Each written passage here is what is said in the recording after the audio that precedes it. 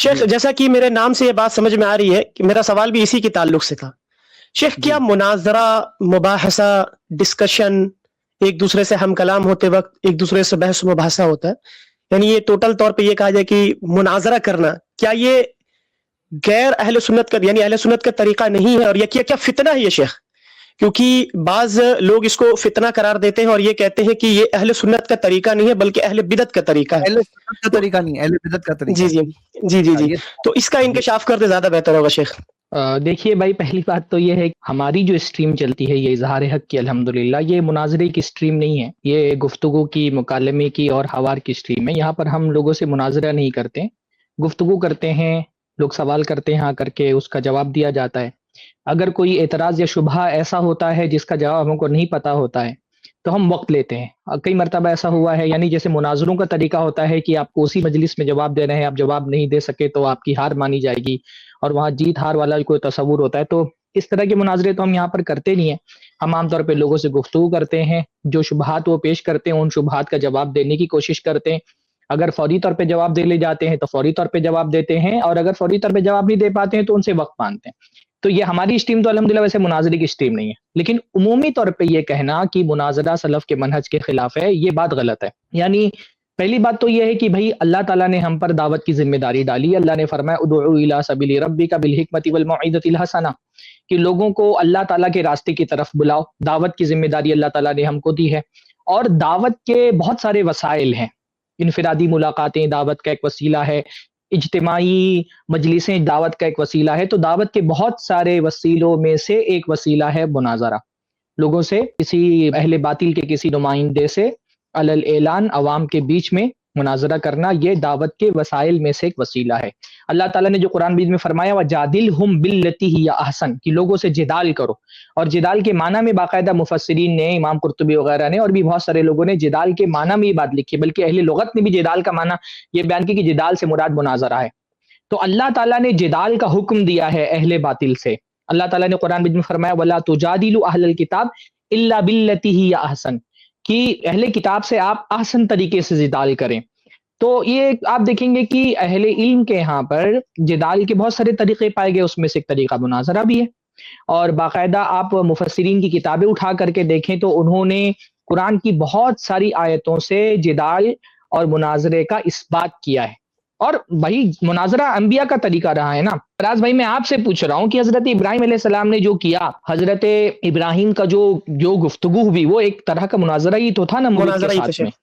جی باقاعدہ جی جی امام قرطبی نے جو نمرود کے ساتھ گفتگو ہوئی ہے اس کی تفسیر میں باقاعدہ یہ بات لکھی ہے کہ وہ تدل علی اثبات المناظرہ والمجادلہ واقامت الحجہ، کہ یہ جو حضرت ابراہیم علیہ السلام کا نمرود کے ساتھ مکالمہ ہے، مناظرہ ہے، یہ مناظرہ کے اس بات کی دلیل ہے. امام قرطبی نے یہ بات لکھی ہے، اور انہوں نے کہا صرف یہی ایک آیت نہیں بلکہ قرآن کی بہت ساری آیتوں میں جب آپ غور کریں گے تو آپ کو پتا چلے گا کہ قرآن مجید مناظرے کا حکم دیتا ہے اہل حق کو، اور اس کا اس بات سمجھ میں آتا ہے. جیسے قرآن کی جو آیتیں انہوں نے کہا قل ہاتوا برہانکم ان کنتم صادقین، کہ اپنی دلیلیں لے کر کے آؤ اگر تم دعوے میں سچے ہو. یہی تو مناظرہ ہے نا، کہ اہل حق اپنی دلیلیں دیں اور اہل باطل سے کہا جائے ہاتوا برہانکم ان کنتم صادقین عندکم من سلطان، اس معاملے میں تمہارے پاس کوئی دلیل نہیں ہے.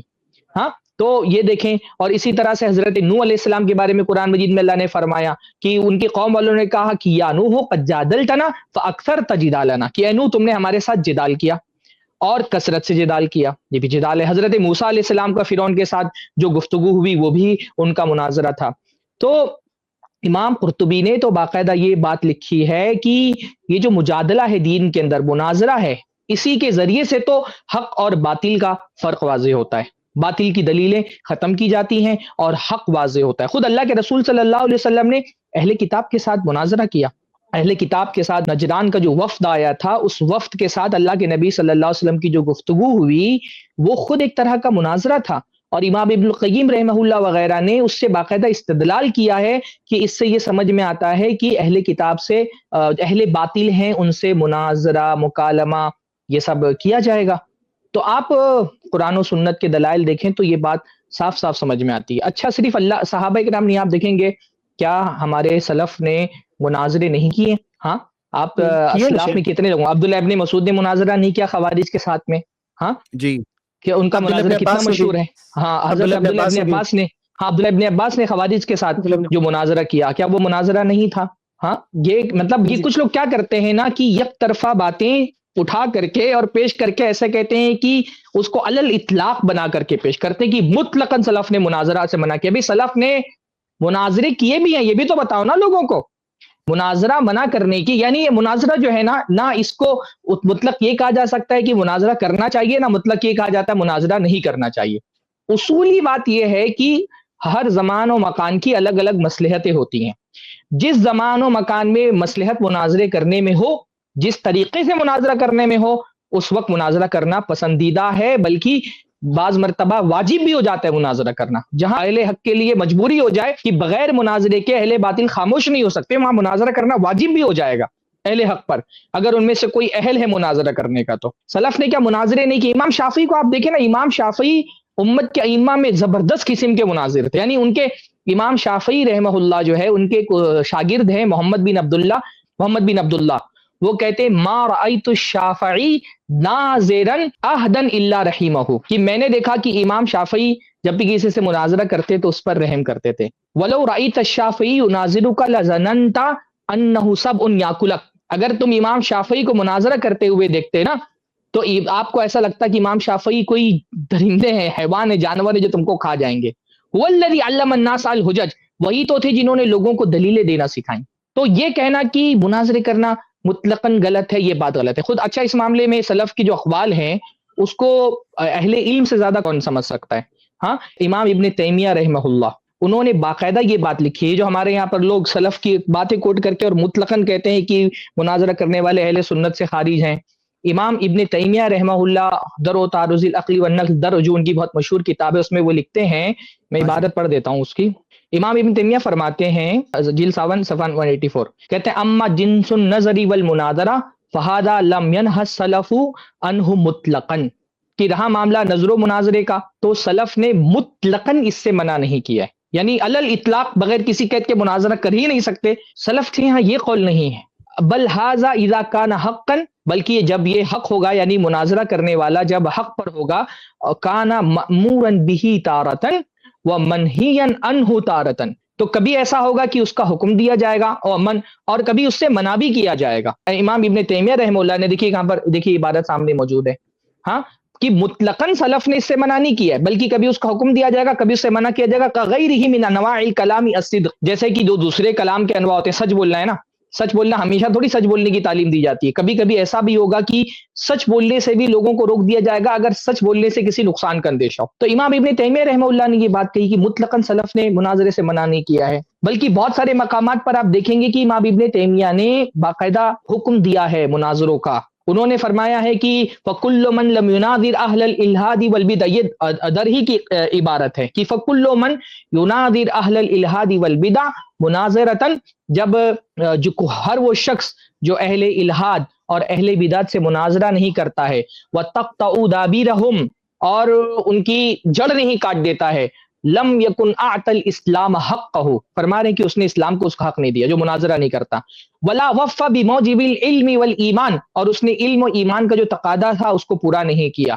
ولا حصل بکلامہ شفاء الصدور وطمانیۃ النفوس، اور اس کے کلام سے دلوں کو شفاء اور نفوس کو اطمینان حاصل نہیں ہوا. ولا افاد کلامہ العلم والیقین، اور اس کے کلام سے علم و یقین کا فائدہ نہیں ہوا. یہ امام ابن تیمیہ رحمہ اللہ فرما رہے ہیں. امام تیمیہ نے یہ بات کہی ہے کہ مناظرہ سے کبھی کبھی روکا جاتا ہے، جیسے جدال سے کبھی کبھی روکا جاتا ہے. یعنی کبھی کبھی جو جہاد ہوتا ہے نا، اس سے بھی روکا جاتا ہے. کب روکا جاتا ہے؟ جب لڑنے والا کمزور ہو اور پتہ چلے گا کہ یہ لڑنے سے جو ہے اور اس کو نقصان پہنچے گا الٹا فائدہ ہونے کے، تو جدال سے بھی روک دیا جاتا ہے. یعنی باقاعدہ جہاد سے بھی روکا جا سکتا ہے کسی کو کہ جسمانی طور پہ کافر سے جہاد نہ کرے. کب؟ جب لڑنے والا کمزور ہوگا اور یہ پتہ ہوگا کہ سامنے والا نقصان ہے. تو جو اہل علم نے عام طور پہ مناظروں سے منع کیا ہے، وہ اس کی کچھ شرط، کن لوگوں کو منع کیا ہے؟ پہلا تو ان لوگوں کو منع کیا ہے کہ جو اہل نہ ہو مناظرے کے. جاہل آدمی اٹھ کر کے مناظرہ کرنے جائے گا اور بجائے اصلاح حق کی نمائندگی کر کے ان کو جتانے کے بجائے ہار کر کے آ جائے گا اور اہل حق کے لیے بدنامی کا اور کمزوری کا باعث بنے گا. تو جو اہل نہیں ہے مناظرہ کرنے کے، اصل میں ان کو روکا گیا مناظرے سے.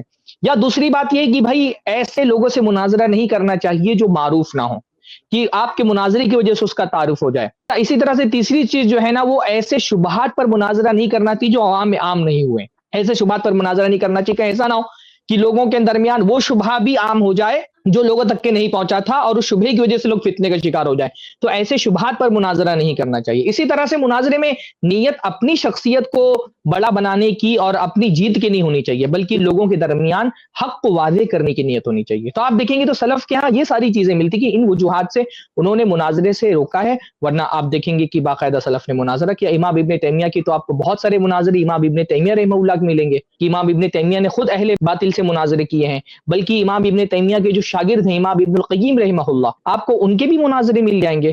مجھے صواعق المرسلہ جو ہے نا، وہ ایک بہت مشہور کتاب ہے امام القیم رحمہ اللہ کی، تو اس میں وہ کہتے ہیں کہ ان کے اور ایک جہمی کے درمیان مناظرہ ہوا. سلف مناظرہ کر رہے ہیں نا، جہمی سے مناظرہ کیا انہوں نے، اور اس جہمی نے کہا کہ ہم تو کہتے ہیں کہ قرآن اللہ تعالیٰ کا کلام ہے، لیکن اس کا کوئی ثبوت نہیں کہ وہ کلام خود اللہ تعالیٰ نے کیا ہے. تو امام ابن القیم فرماتے ہیں کہ میرے ساتھ جو لوگ موجود تھے، جہمی نے یہ اپنا دعویٰ پیش کیا تو میرے ساتھ کے لوگوں نے باقاعدہ حدیثیں پیش کی کہ ایک حدیث کے اندر آتا ہے اذا تکلم اللہ بالوحی، کہ اللہ تعالیٰ نے وحی کے ذریعے سے کلام کیا. اسی طرح حضرت عائشہ کی حدیث پیش کی کہ انہوں نے فرمایا لشانی کان احقر من ان یتکلم اللہ فی بوحی یطلا. جب واقعہ پیش ہوا تو حضرت عائشہ نے کہا کہ میں تو یہ نہیں سمجھتی تھی کہ میری ایسی شان ہوگی کہ اللہ تعالیٰ میرے بارے میں وحی میں کلام کرے گا. جب دلیلیں دیں تو بات ثابت ہو گئی. اور جہمی جو ہے اس کا چہرہ ایسا بن گیا جیسے اس کو کسی نے کوئی کڑوی چیز کھلا دی ہو، یا کوئی گندی جو ہے نا اس نے بو سونگ لی ہو، ایسا اس کا منہ بن گیا.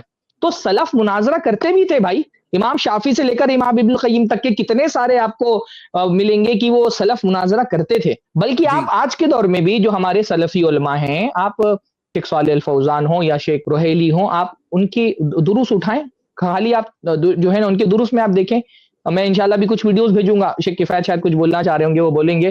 میں کچھ ویڈیوز میرے پاس ان کی بھی موجود ہے، میں نے دیکھے کہ وہ جو ہے کہا ہے کہ اگر جہاں پہ ضرورت ہو اہل باطل سے مقابلہ کرنے کی، وہاں پر مناظرہ کرنا چاہیے. تو یہ مسئلہ مصلحت اور مفاسد سے متعلق ہے.